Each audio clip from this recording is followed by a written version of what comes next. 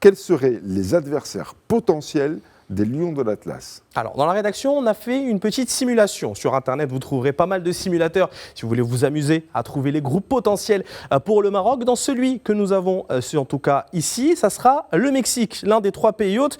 En plus, on connaît la musique, hein, Mexico. L'histoire a commencé à Mexico. Eh bien, on va la retrouver, cette équipe du Mexique, en 2026, potentiellement, en tout cas, selon ce tirage au sort. Le Paraguay, également, quart de finaliste en 2010 en Afrique du Sud. Donc, une équipe de la CONMEBOL et un barragiste européen dont on ne connaît pas encore l'identité. Ce sera soit la Turquie, soit la Roumanie, soit la Slovaquie ou le Kosovo, en tout cas dans cette configuration. Maintenant, parlons du pire tirage possible.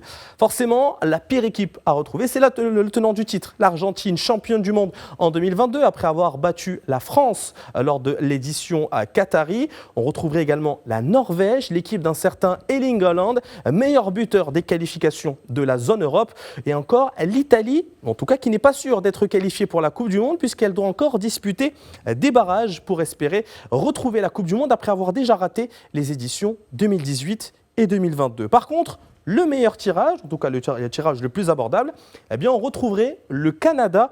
Le Canada qui va avoir sa 2e participation dans cette compétition. On les a déjà affrontés en 2022.